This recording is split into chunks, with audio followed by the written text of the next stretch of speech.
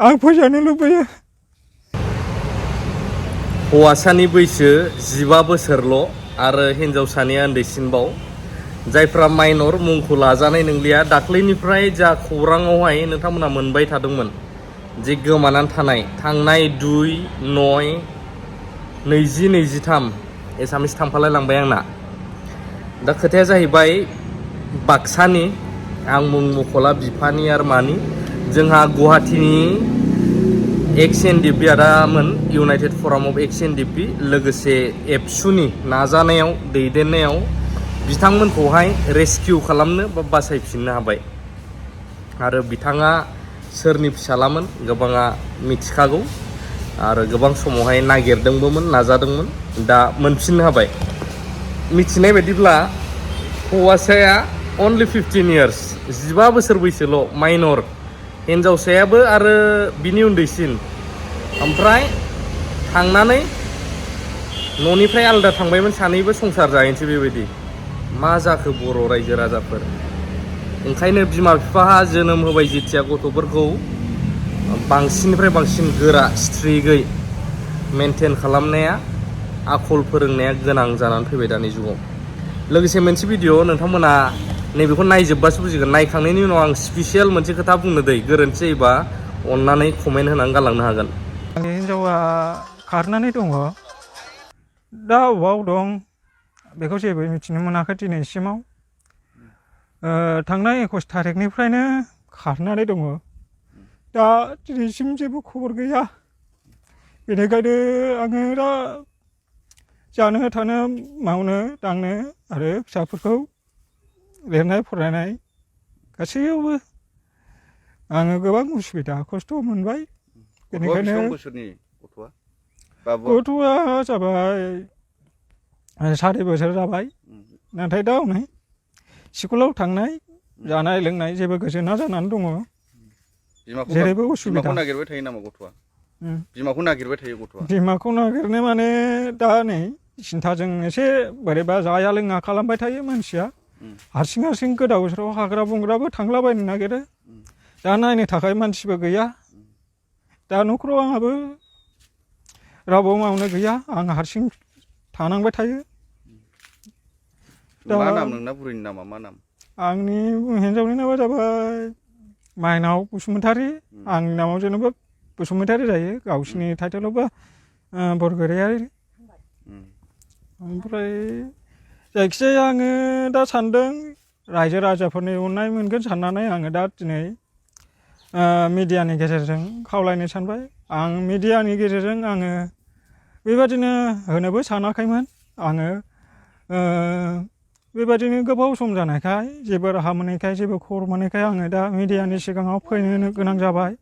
नाथाय आं बे मिडियानि सिगाङाव आं फैनो गोसो गैयामोन दिनै बेबादि जेबो खबर मोनैयाव जेबो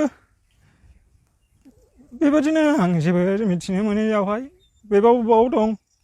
बेबा बबाव थांदों बेखौ आं जेबो मिथिनो मोनाखै बेनिखायनो दा आङो रायजो राजा नोंथांमोननियाव आङो दा बे आंनि हिन्जावखौ बबेबा जायगाफोराव नुसनबायोब्ला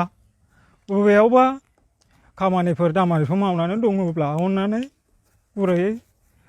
आंनो बिदिनो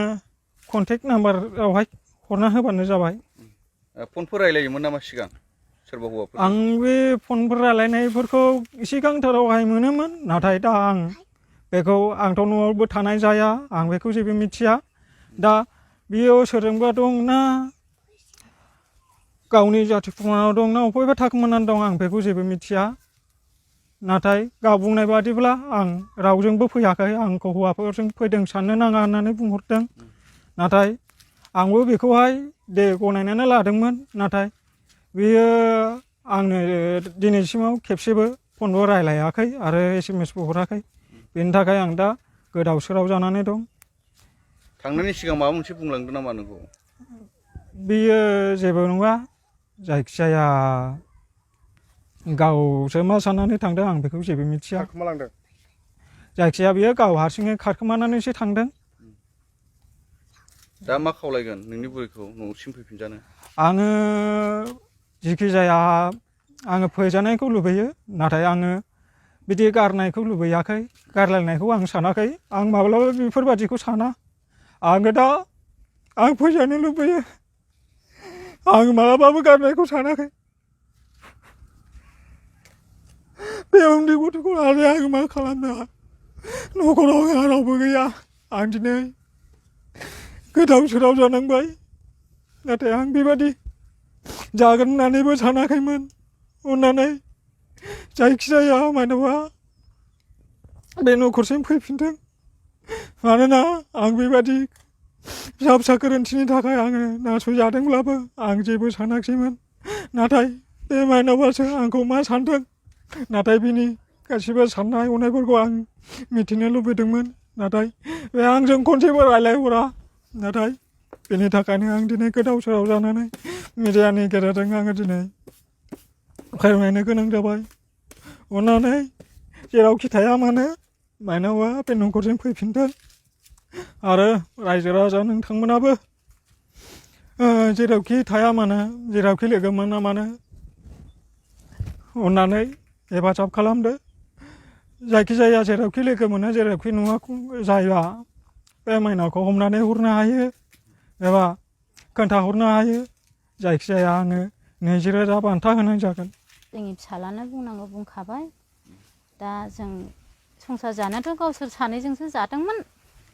दा जोंथ' बिहामजोखौ जों अननांगौखौ अनोमोन जों जेबो प्रब्लेम मोनामोन आरो बेवाइ दं बिबोनां दं बिसोरबो बिराद अनोमोन जों रुजु रुमै जादोंमोन गावसोर संसार जानायावसो मा साननानै मारै जालायनानै बेबायदि मा साननानै खारखो जों अननानै जों होआखैमोन मिडियायावहाय फैफिनथों होननानै आरो आंबो अननानै माइनावखौ सानसे खनसे रायलायनो मोननायाव आङो रिकुवेस्ट खालामदोंमोन फैफिनदो बिहामजो नोङो जोंहा चिरां जिल्लानि जाय बिसि गोमानायाव बिखुनजोआबो दुखु फोरमायदों आरो हौवायाबो लाबोनो गोसो गैयामोनब्लाबो ससियेल मिडियाखौ दिनैनि दिनाव माने आजावनानै लानो गोनां जादों आंथ' मोनसे खोथा बुङो दाबायदियाव मादै मोनसे जागोन ना मागोनथाय आंनि हिन्जावा खारोब्ला जेनेबा आं हाबा जाबायब्ला आंजों बेहा सान्थियानो गैयाबा ओंखायसो बेलेगजों खारदों लेंहरनानै प्राइज हरबावगोन आं 50,000 नङाबा 1 लाख लानानै थांफा फै एसे सलिनो मोजां जाहैनायनिसो होनगोन आंथ' दाबायदियाव ना जों गोजोननाय गैया बै हौवाजों गोजोननाय दंबा मोजां संसार जाहै गथ' गथायखौ गालांदो ओमफ्राय फैसा एसे लानानै थांफैदो जाहाथे नों मोजां संसार जाहैनो हायो आरो दा फैफिनसै नै बिदिसो होनसिगोन आं बे थांखाबाय माथो बबेफोरखौलाय बारानिफ्राय बारा जालांगासिनो दंना बुंनाया गोरोन्थि जादोंबा अननानै कमेन्ट खालामनो हागोन माने आंनि साननायसो आरोना बे मेन्टेलिटि आंनि बे थिनगासिनो बारानिफ्राय बारा जालांगासिनो दं जेसेनो ससियेल मिडियायाव लाबोदों एसेनो बारा जादों जों बेखौ कन्ट्रल खालामनोथ' ससियेल मिडियाजों हाखाया नाथाय इनफरमेसन हिसाबै खौरां हिसाबै दिनै लाबोनांगौ बायद'था ससियेल मिडियायावनो हेल्प बिहरोब्ला जोंबोथ' माबि हेल्पलेसब्लाबो आरो ओरैहाय बानायोबो होनथावा ओरैबायदि कन्डिशनाव मालाबा जायो आदालै आंना हिन्जावा खारबाय आदालै बिदि प्रब्लेम जादों फंबाय आं बिदि भिडिअ होलालै होमबाबो दुगा जादों इउटुबार नै बेफोरबायदिसो खोथा ओंखारो ओरैबो जाया थ' बेफोरबायदि कन्डिशना जोंहा माहारियारि आफाद बनसु दं एबसु दं आरो इउनाइटेड फराम अफ एक्स इन्डिया बिराद स्ट्रं जाबोगासिनो दं निस्सय गोरा लिड लायोबा रायजो राजाया गामि गोरा आयेन खायोबा निस्सय बेफोरो गोमालांगोन होननानै आं सानो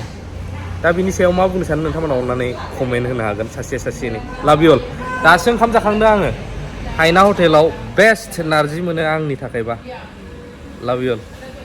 20,000 रां होगोन होननानै फोरमायदों